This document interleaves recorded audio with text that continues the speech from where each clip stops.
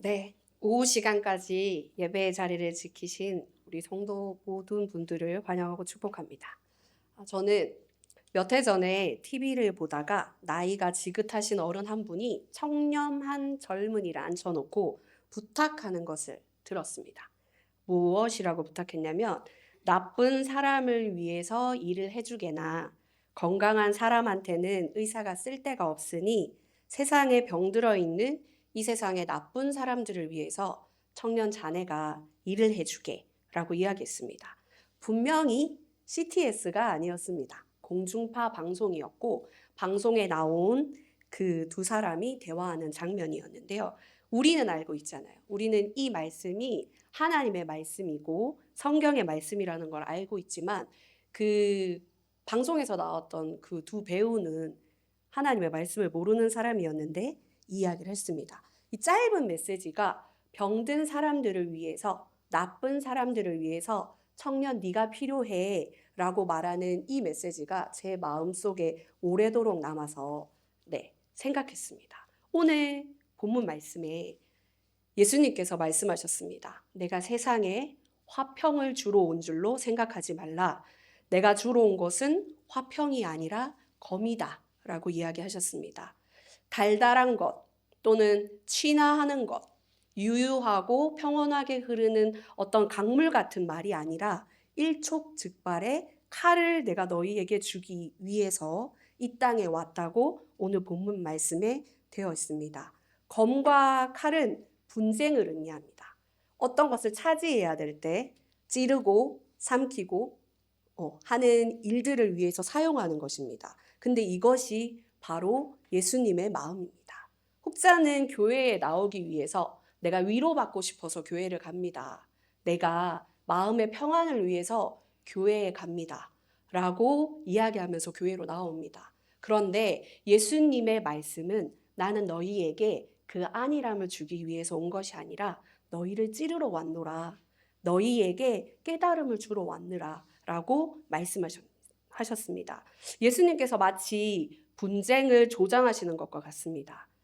여러분도 아시겠지만 예수님은 그런 분이 아니십니다. 10장 전체는 예수님께서 사랑하는 12 제자들을 파송하실 때 제자도에 관련한 말씀을 해주십니다. 말씀을 들었고 말씀대로 살아내야 하는 제자들에게 세상 속에서 지켜내야 하는 믿음이 그냥 달달한 어떤 것이 아니라 가볍고 약한 것이 아니라 너희가 지켜야 하는 것이 진리이신 예수님의 말씀이기 때문에 세상은 당연히 분쟁하는 것과 같다. 그래서 칼처럼 나의 말을 들어라 라는 의미로 이렇게 얘기하셨습니다.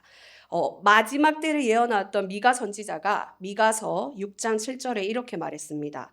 아들이 아버지를 멸시하며 딸이 어머니를 대적하며 며느리가 시어머니를 대적하리니 사람의 원수가 곧 자기 집안의 사람이로다. 오늘 우리가 읽은 말씀입니다.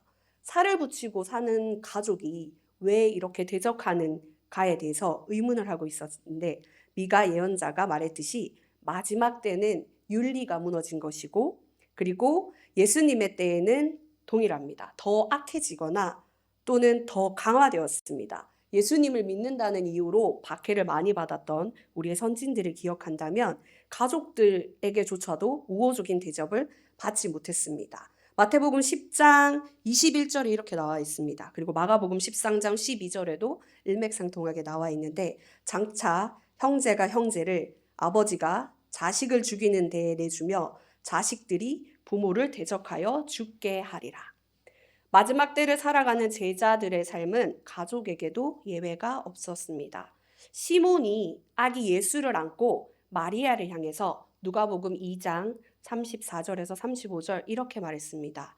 시몬이 그들에게 축복하고 그의 어머니 마리아에게 말하여 이르되 보라 이는 이스라엘 중 많은 사람을 패하거나 흥하게 하며 비방을 받는 표적이 되기 위하여 세움을 받았고 또 칼이 내 마음을 찌르듯 하리니 이는 여러 사람의 마음의 생각을 드러내려 함이니라 하더라 라고 되어 있습니다. 어머니 마리아는 아들 때문에 갈등에 깊이 빠질 것이라는 것을 알았습니다. 왜냐하면 그가 메시아이기 때문입니다. 가르고 상처내는 칼이 마리아의 마음속에 이미 있었습니다. 메시아의 어머니였기 때문입니다. 메시아인 자기 아들을 알아보지도 못하고 이스라엘 전체가 이 메시아를 거부한다는 사실에 무엇보다도 가슴 아파했습니다. 서로 미워하고 서로 대적하고 이들의 대적하고 있는 사람들에게는 의사가 필요합니다. 병든 사람들이 판을 치는 세상에 예수님이 오셨습니다. 예수님은 찌르지만 찬 진심을 가지신 분이셨고 진리의 검으로 이 땅에 오셨습니다. 그래서 좋은 것, 편안한 것, 안이라는 것을 유지하고자 하는 사람들을 향해서 너희 마음을 다시 들여다보아라. 날마다 찌르는 일에 예수님이 함께 계셨습니다. 혹시 오늘을 살고 계신 이 시대의 여러분, 혹시 진심이 통하던가요?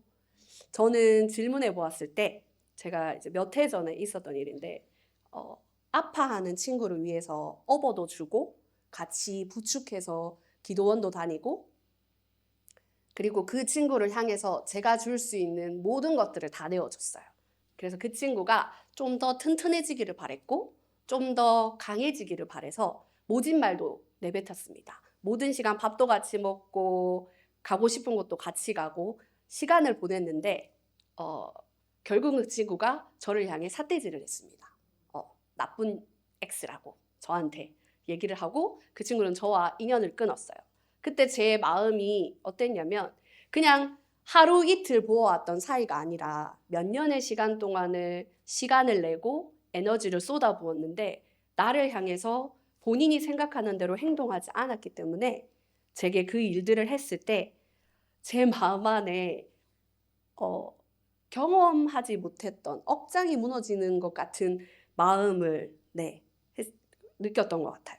그래서 제가 속담이 떠오르네. 물에 빠진 놈을 건져 놓으니까 보찜을 내놓으라고 하네. 그러면서 제가 억울해서 몇 날 며칠을 하나님 저 억울해요. 제가 잘못한 거예요? 제가 예수님 사랑이 뭔지 1000만 분의 1도 다 이해는 못하지만 그 이해하는 마음을 가지고 이 친구를 향해서 대했는데 그 진심이 화살이 돼서 제게로 돌아왔습니다. 하나님 저 너무 억울해요. 그래서 눈물이 났어요. 가만히 있는데 이 억울함을 어디 말할 데도 없고 알아주지도 않는다는 것 때문에 분을 가라앉히지 못해서 화도 냈다가 울기도 했다가 몇 날 며칠을 그것 때문에 고민을 했습니다. 그리고 하나님 제발 제 마음이 잘못된 마음이면 다스리게 해주세요. 다스리게 해주세요. 기도했습니다. 근데 시간이 지나도 분노가 쉽게 가라앉지 않아서 그 분노가 가득한 마음으로 고통의 날들을 몇 번 보냈습니다. 그리고 시간이 한참 지난 다음에 제가 생각을 해보았는데 다시 저에게 질문이 들기는 내가 그 사람에게 보인 것이 정말 진심이 맞았을까? 어쩌면 내가 나를 드러내기 위한 나의 욕심은 아니었을까 하고 제 자신을 돌아보게 됐습니다. 분노가 사라지고 난 다음에 저를 돌아보았을 때는 진심이 아니라 오해받을 만한 행동이었겠구나 라는 생각이 들었습니다. 그래서 제가 생각하기에 내가 몇 날 며칠을 화를 내고 분노하고 그리고 슬퍼했던 그 날이 나한테 중요하지 않은 시간이었구나. 내 마음 안에 정말 진심이 없었구나. 시간이 지나고 난 다음에 저는 알게 되었습니다. 복음을 지켜내는 것이 우리 안에 전투가 되어야 됩니다. 그런데 제가 보낸 시간은 복음을 위한 시간도 아니고 그냥 내가 억울함을 당했기 때문에 올라오는 화 때문에 보낸 시간이었습니다. 오늘 예수님께서 우리에게 말씀하시는 것은 복음의 진심이 무엇인지 제발 가르쳐 주십시오 라고 원통해하는 마음으로 우는 마음이 우리 때에 필요합니다. 예수님 시대 때에 예수님의 진심은 그 시대 때에 통하지 않았습니다. 구약의 시대 때에도 마찬가지입니다. 언제나 수용되기 이전에 오해받거나 곡해되거나 어처구니 없게 왜곡되었습니다. 대적의 대상이 되어서 목표물이 되고 언제나 잡아 죽일 듯이 쫓아다니는 대상이 되었습니다. 믿음의 선진들도 마찬가지입니다.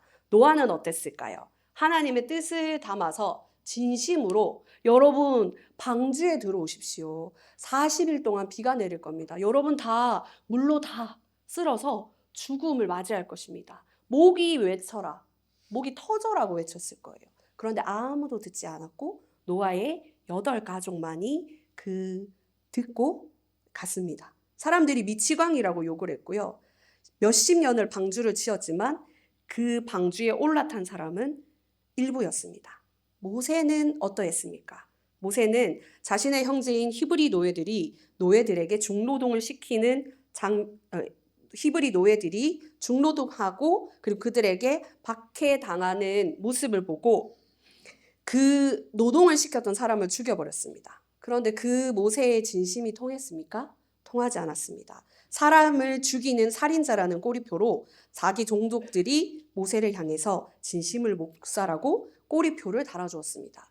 그래서 모세는 부끄러워서 도망쳤습니다. 성경에 나오는 많은 선지자들은 어떠했습니까? 시대를 보았고 그리고 하나님의 뜻을 선지자들이 외쳤습니다. 그런데 그들의 진심은 통했습니까? 통하지 않았습니다. 이것이 인간 전체 역사입니다. 현대에는 어떨까요? 지금 AI 시대가 모든 것들을 만들어내고 있는 시대인데 우리 자녀들이 혹은 내 때에 이 진심들이 통해질 수 있을까요? 이제 AI는 만들어내지 못하는 것이 없습니다. 내 자녀와 똑같이 생긴 영상물이 돌아다니고 있고 그리고 그것들을 통해서 이야기를 100만 마디, 수백만 마디를 뱉어내고 있지만 그것들 가운데서 아이들이 과연 진심을 느낄 수 있을까요? 이제 무서운 시대가 도래했습니다. 우리는 이 말씀을 기억해야 합니다. 마가복음 10장 28절의 말씀입니다. 몸은 죽여도 영혼은 능히 죽이지 못하는 자들을 두려워하지 말고 오직 몸과 영혼을 능히 지옥에 멸하실 수 있는 이를 두려워하라. 우리가 두려워해야 할 대상은 우리의 몸을 고단하게 하거나 우리의 생각을 복잡하게 하거나 우리의 마음을 뒤흔든 어떤 것이 아니라 예수 그리스도를 믿는 그 믿음이 우리 안에 두려움이 되어야 합니다. 신앙을 지켜내는 복음을 지켜내는 어떠한 것들과는 방해되는 마음입니다. 우리의 마음이 혼동된다고 하여서 우리의 생각이 혼동된다고 하여서 여러분이 흔들려서는 안 됩니다. 우리는 모두 다 제자로 부름받았습니다. 제가 전도사라는 이 이름표를 달고 있기 때문에 제자의 선두에 서 있는 사람이 아니라 저기 밑에 지하 주방에서 남이 알아주지 않아도 물을 끓이고 밥을 하는 모든 전도의 모든 분들에게 누가 알아주지 않아도 교회의 구석구석을 청소하는 교회의 모든 분들에게 하나님이 이야기하셨습니다. 너는 나의 제자이니라. 그래서 우리 제자들에게 예수님께서 말씀하셨습니다. 너는 가족과도 대적하는 사이가 될 수 있다. 예수 그리스도를 안다는 것만으로도 박해받을 수 있어. 그래서 내가 너에게 하는 이 말은 십자가 복음을 지켜내는 일은 너에게 날마다 달콤함이 될 수 없으며 안일한 것이 아니라 치열하고 격렬하게 피 터지는 삶을 사는 너의 삶에 있다라고 이야기하십니다. 하나님께서 오늘 우리에게 따뜻함을 허락해 주셨습니다. 집도 주셨고 가족도 주셨고 그리고 자녀도 주셨고 모든 것들을 허락해 주셨습니다. 그런데 여러분의 신앙생활이 여러분의 복음을 알고 있는 생활이 지금 불 가운데 있는지 차가운 마음 가운데 있는지 자신을 향하여서 이 찌르는 칼을 겨누시기를 부탁드립니다.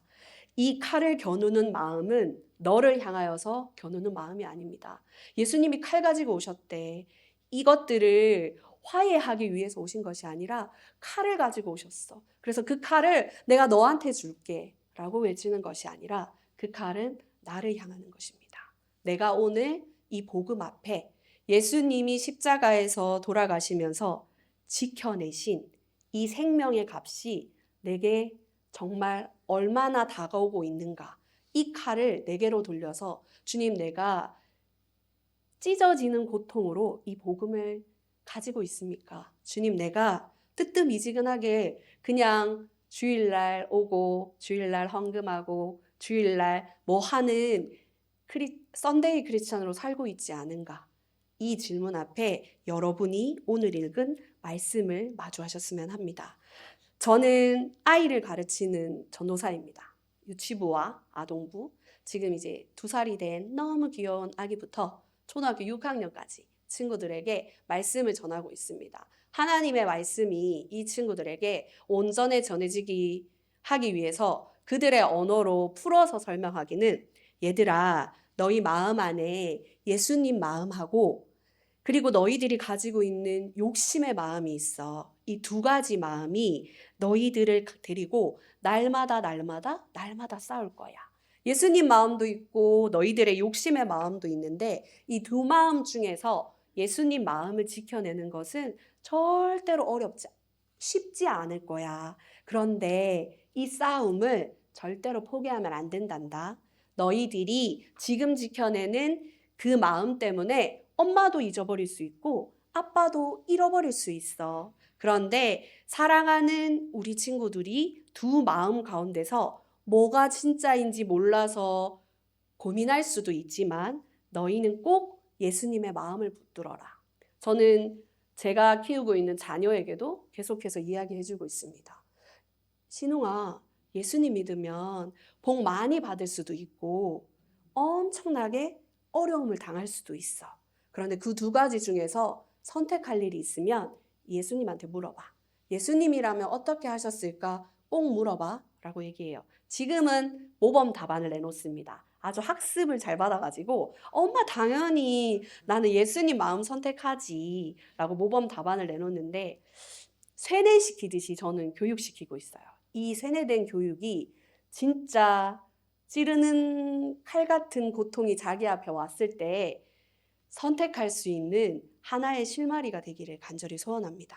그래서 오늘 여기에 계신 우리 성도님들도 이 귀로 들은 말씀을 살아내는 삶이 때로는 가시밭길 같고 때로는 오해받는 상황이라서 속에서 분통이 올라오는 시간이라 할지라도 잘 견뎌내시기를 소원합니다. 우리의 진심 따위는 묵살되어도 상관없습니다. 예수 그리스도의 복음이 나와 함께하는 사람들에게 전해진다면 예수 그리스도의 진심을 위해서 가슴 아파하시고 우시고 슬퍼하시고 고통을 친히 감내하시는 여러분이 되시기를 간절히 소원합니다. 터벅터벅 걸어가는 인생길 위에서 예수 그리스도의 진심을 붙들고 매일매일을 살아가는 우리 교회가 튼튼하게 세워지기를 간절히 소원합니다. 이 고백을 지금 할머니이신 우리 권사님부터 우리 할아버지이신 장로님부터 그리고 살아내고 있는 저부터 그리고 집사님 그리고 우리 성도님 한 분 한 분 그리고 청년이 그리고 우리 청소년들이 우리 아동들이 한 소리를 내어서 같이 고백할 수 있는 우리 대구 수성교회가 되기를 간절히 소원합니다.